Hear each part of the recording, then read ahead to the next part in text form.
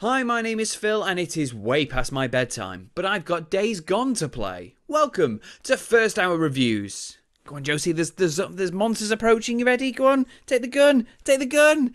Oh, great, we're dead.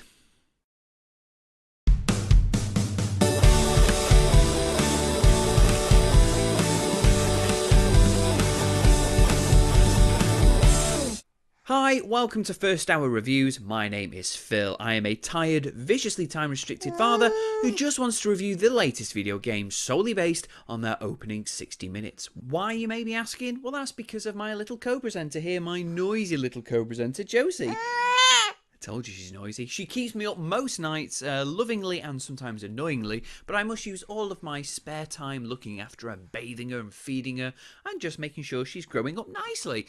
And after I've done that, it leaves me with roughly 60 minutes of me time before I pass out due to exhaustion. So in those 60 minutes, I like to play these video games and review them for people who may be in a similar situation, such as myself. Episode 3, Days Gone. Ow! I'm kind of excited about this game, or at least I have been very recently. It's a game that when it was first announced a couple of years ago, in all honesty, I didn't really care about. But in the past couple of months, they've shown some impressive tech demos. It looks kind of fun, and yeah, who cares if the zombie genre is kind of a bit, pardon the pun, dead and buried. This seems like it could have some unique elements to it that we've not seen anywhere else. So I am looking forward to playing this. Are you looking forward to taking some heads off, Josie? Fear her war cry. Well, before we jump into the world of Days Gone, we might as well see the world that the studio created before we got to this point. Originating as developers for the Apple Newton of all things, Ben Studio, or rather Eidetic, soon stumbled into the world of 3D platformers and PlayStations in 1996. Despite decent reviews and the original creator being back on board, Bubsy 3D proved to be development hell for a small team not used to the now engrossing 3D gaming world. It wasn't all bad news, however, as the company was soon approached by Sony to create a brand new action espionage IP as a thrilling answer to the hugely successful GoldenEye. With little more to go by other than the game's ambiguous title and the fate of the Sony boardroom, Siphon Filter was met with miraculous critical acclaim when it exploded out of the shadows in 1999. Although it was almost cancelled numerous times due to missed deadlines and confused directors, the game sold over 1 million units in its first year, meaning the franchise was immediately greenlit and helmed by a now more experienced and inspired Eidetic team. After releasing an equally as praised and explosive sequel, Eidetic not only found themselves in Sony's good books, but in their family, as the studio was purchased and rebranded as SCI Ben Studio in 2000. With full support of Sony and their numerous incoming consoles, Siphon Filter found itself gaining 4 more highly entertaining sequels, spanning themselves across the PS1, 2, and the PSP. After releasing Siphon Filter Logan's Shadow for the PSP in 2007, Ben Studio were determined to develop a brand new title for another big franchise, and after creating an impressive tech demo for the giant at Insomniac, they were entrusted with the hugely popular Resistance series, with Resistance Retribution making waves on the PSP in 2009. Ben Studio very quickly wanted to grow by not only working with an even bigger name or franchise, but to create the most stunning must-buy launch title in recent memory, and that's exactly what happened. They released the incredible Uncharted Golden Abyss on the PlayStation Vita in 2012. Ben Studio seemingly went quiet for a couple of years, but that was until E3 2016 when they showed off Days Gone, their take on the ever-popular zombie horde slaughter genre. As impressive as their tech demos were in the years that followed, Days Gone just didn't seem to be on anyone's radar. However, as the release date approached, the pessimistic community, such as myself, seemed to realise that despite the tiring topic, this was a game to keep an eye on. Could this be the game Ben Studio will properly be recognised for? Will Days Gone ironically bring life to the undead? And is this worthy of standing beside Sony's other exclusive title, Behemoths? Lock and load, Josie, it's do or die.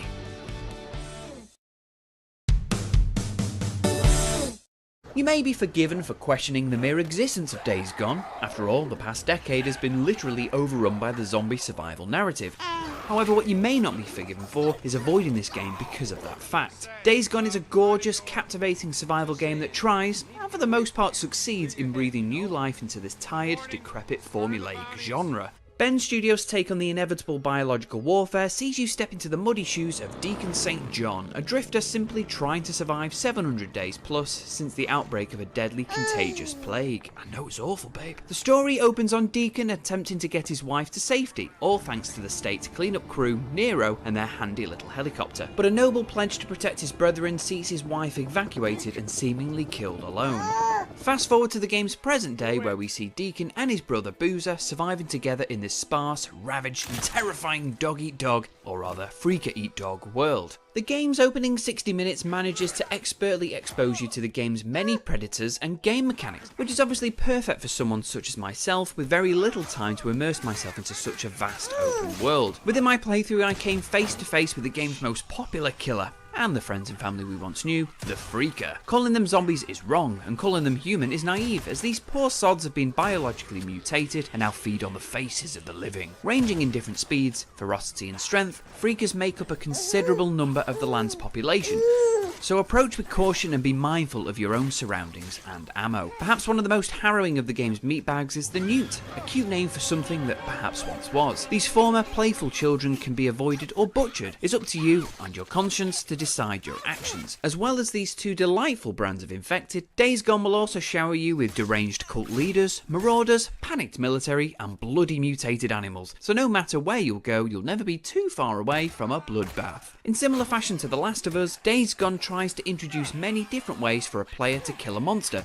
by introducing us to many different kinds of monster, all adding up to an invigorating, heart-pounding survival experience. I haven't even faced a flipping horde yet. Throughout the game, you'll be tasked with visiting checkpoints, settlements and towns, so a wickedly fast and realistically controlled hog is exactly what the survivalist ordered. By drifting from town to town, hunting bounties and selling all that you can find will eventually allow you to improve your bike. Just don't do what I did and forget how far you bloody parked it. What makes Days Gone not your typical zombie survivalist escapade is its emphasis on partly being an RPG. Completing missions, killing enemies and winning the favour of the community will net you XP to improve your melee, long range or survivalist skills. Likewise, if you're out in the field without so much as a bottle to piss in, well, use that bottle to fabricate a Molotov cocktail, or a couple of rags and sterilise solution to create a bandage. Splicing in the ability to craft, level up and scout for locations definitely shows Ben Studio's admiration for the likes of the Far Cry series. So if you ever wanted a third-person Far Cry with a focus on the Walking Dead rather than dictators and self-confessed psychopaths, then this could well be Days Gone's most appealing selling point.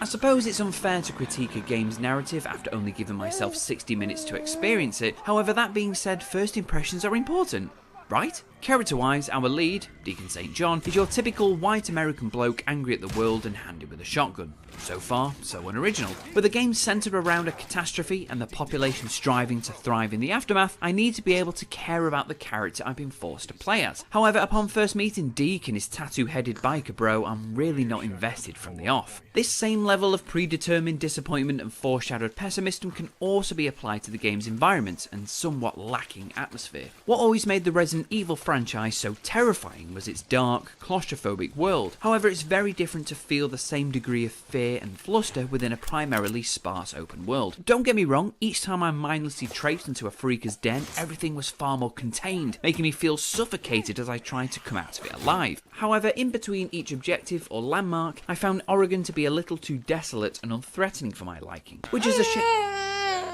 I know, babe, that's why I'm telling them. It's a shame because the level of detail and beauty in the game's world truly is remarkable. It's fair to say that Days Gone has sadly become a victim of its own hype, but by no means it's from its own doing. Over the past 5 years or so, Sony have become infamous for bringing some of the most original and simply divine console exclusives ever conceived, and with that moniker comes the pressure that every PlayStation exclusive will share that same critical acclaim. In all honesty, Days Gone is not in the same league as the likes of God of War, Horizon Zero Dawn or The Last of Us, but regardless of that, it's still an impressive title that delivers a highly satisfying, enjoyable and bloodthirsty experience. And if that's what you're after in a game, then why should you bother comparing it to anything else?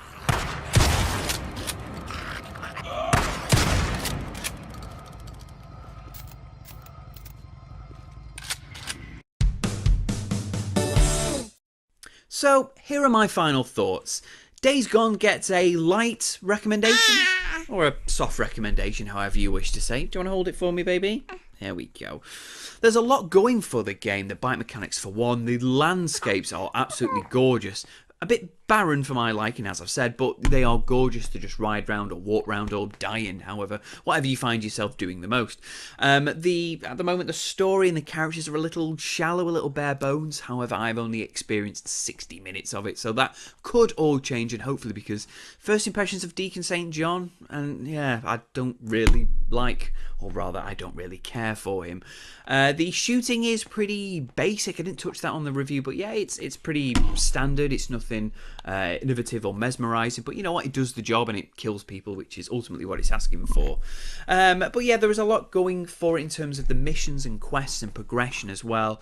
I have heard from other reviews, harsh reviews at that, that you know, there's a lot of repetition, a lot of back and forth. But hey, if you're just after a game that requires you just to mindlessly shoot monsters in the face, then Days Gone is definitely for you.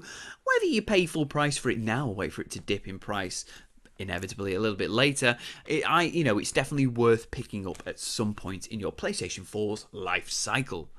If you could sum up Days Gone in one word, what would it be? Wow, you know what? That's pretty good. And, you know, if you ask me, you can't say fairer than that. Well, it seems like it's not just me who needs to get an early night. It seems like this one. So while I get on her Jim Jams, why don't you subscribe to our YouTube channel? Just hit the little ding-dong bell thing, whatever it's called, and you'll get these reviews as soon as they're uploaded. If you'd like to follow us on social media, we're pretty easy to reach. Instagram, we are First Hour Games. Yes, I know, that's what I'm telling them. We've got Twitter as well, which is also First Hour Games. And if you find us on Facebook, yes, Josie, people still use Facebook, then just type in First Hour Reviews and you will find us there. Oh, and also, if you hate my face but love my voice, then I also do a podcast. So if you're interested in Sabrina the Teenage Witch of all things, then look out for Sabrina the Teenage Watch podcast. We're currently in season 3 and it's getting pretty good, despite it still being in the weird 90s realm. Well, Josie, I'm not too sure what we're going to be reviewing next, but I hope you don't rage.